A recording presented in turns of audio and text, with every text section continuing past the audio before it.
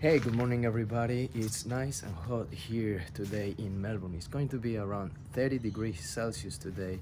So today I want to show you how I usually water and give you some tips on how to water properly in the garden. But first, before we start, I want to show you what the last few things that I have been doing here, what they're looking like. So if you have been watching the videos from a few days ago, I added some compost and some fertilizer in this part of the garden. This is where the carrots used to be, and I harvested most of them. I left a few of them because they were still small, so I want to let them grow a little bit more and harvest in 1 or 2 weeks time. So but I am preparing the bed already, so it can have the proper nutrients, so the new seeds that will be planted here have enough nutrients to grow and grow like nice carrots, that's like the ones that I grew before, but even better. So that part is looking great. Another thing I wanted to show you before we start with the topic is the tomatoes. The tomatoes, I have been looking after them, pruning them as soon as I see any extra growth. So I'm trying to grow them into one stem instead of 2 or 3. So they look more organized. They look like they are shooting up and they produce better fruit. You can grow 2 or 3 stems, but in my case, because I have lots of them in one spot, so then I'm gonna grow just one stem. If I had more space, I will grow more stems on them, but in this case, only 2 of them. Sorry, only 1. So for watering, today is going to be hot, so I need to be here in the garden early.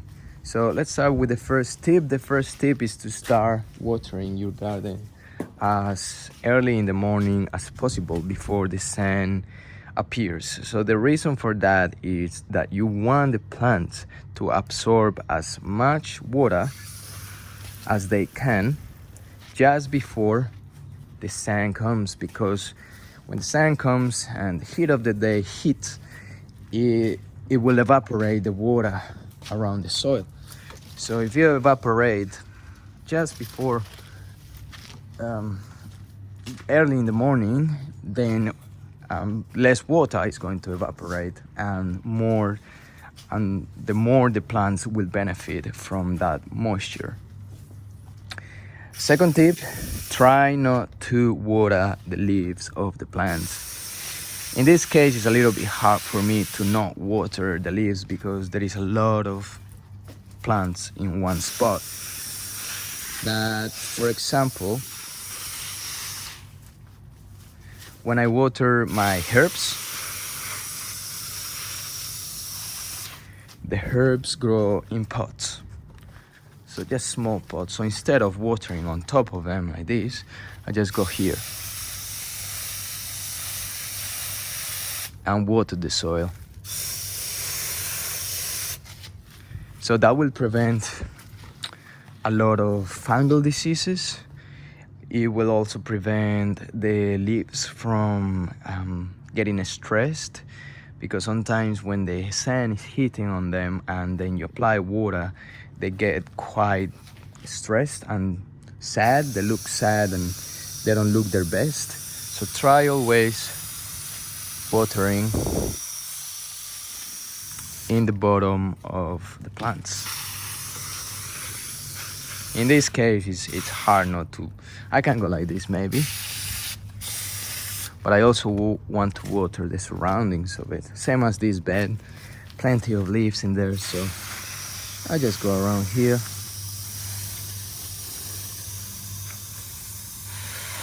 And even on top, those ones is gonna be really hard to water in the bottom, in the roots. But yeah, just water them. They are fine. As long as it's not too hot, it should be fine.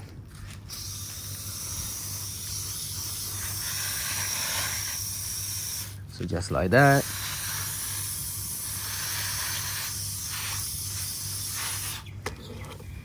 Same here.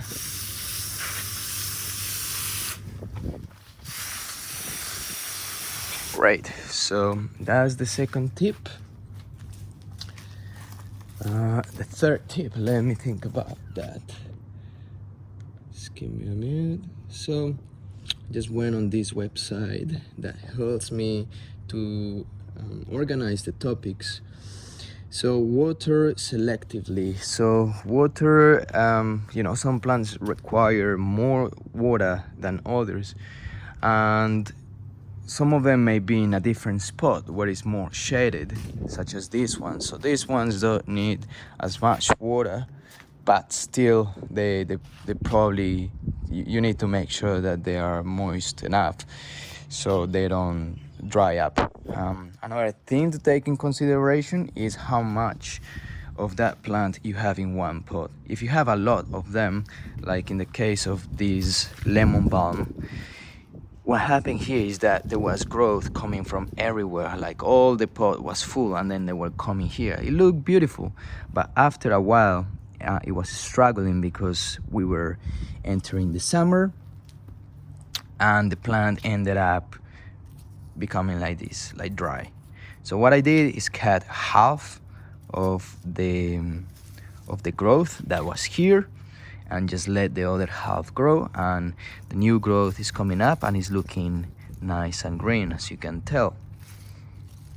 But the growth before that was looking dry, just because the soil was not being watered and the plant didn't have much space. So take in consideration that, and according to that, your plant may need more water than usual.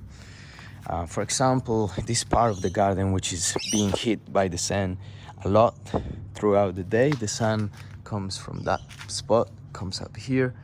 So at the moment it's there and it keeps going this way. So from early in the morning, this part is getting hit by sun.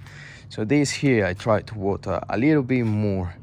I find that these plants here cause a lot of shade for the soil, and that's good because these are like root plants, but even that, they have their leaves, and the leaves help to keep the moisture under the soil. So if it evaporates, it will hit the leaves and then it will go back into earth, into the soil. Another tip that I can give you right now from the top of my head is to add mulch. I love using mulch during the summer. So the reason is because the weather here in Melbourne is pretty dry. So when you use mulch, it keeps the moisture.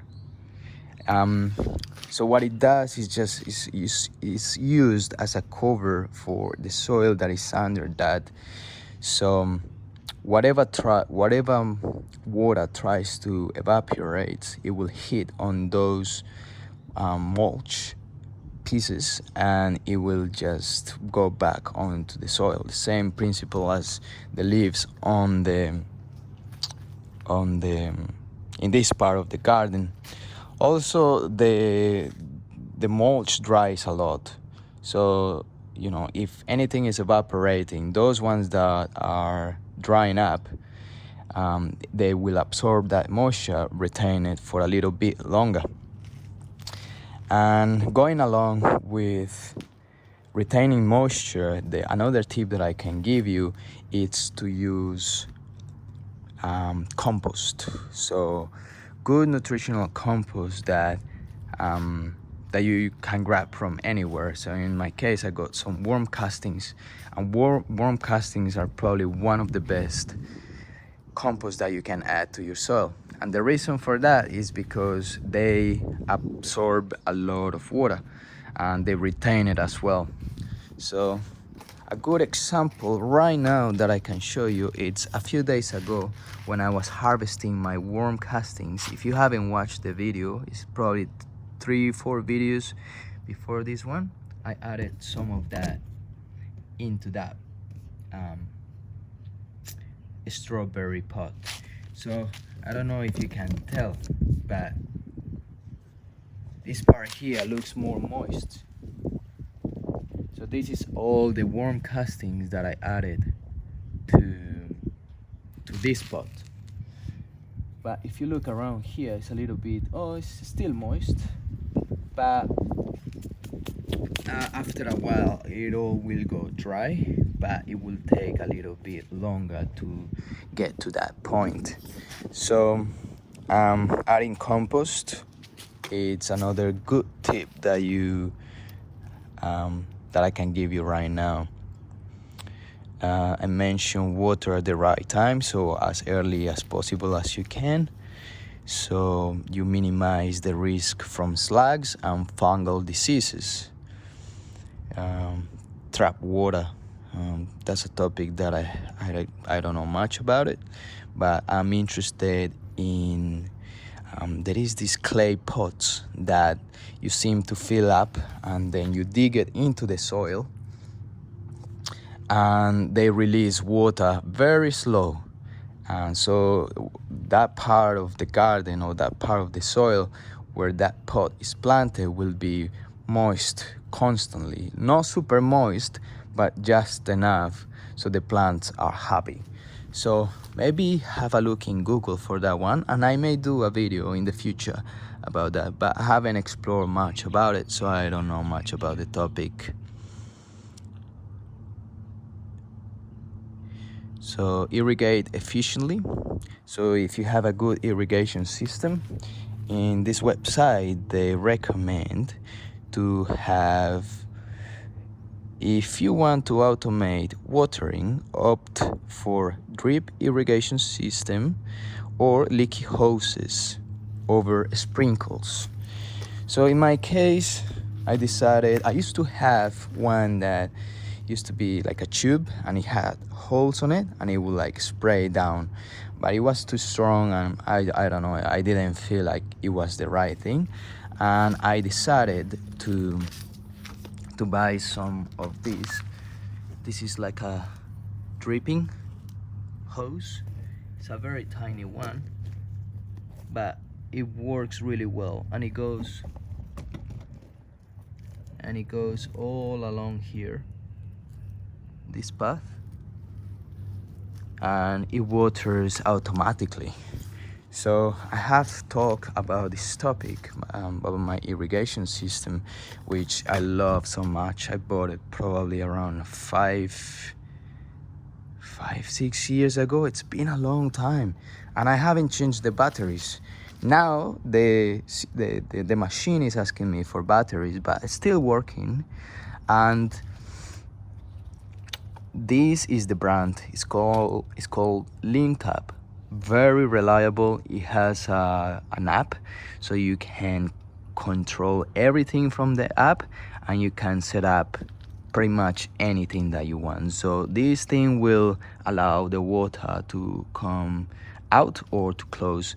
So with the app you can open and close it from anywhere around the world. Plus you can set up times of the day, or even make a plan for 6 months, for example, put it to work. So in case you are traveling, you go and say, oh, so I want you to water 2 times per day, 5 minutes each time. And then when you come back from holidays, you only want it to water 1 time per week. Or even if you want to make it completely automatic, you just go and say, water every day, 2 times per day for the rest of the year. So it's a really good system. Have a look on the web. I don't know how much they are now, but these ones, very good connection as well. It got like an extra hub that can connect to the Wi-Fi, so that kind of improves the connection between this and the Wi-Fi. Some of them may have some connection issues according to what I read on the reviews in Google.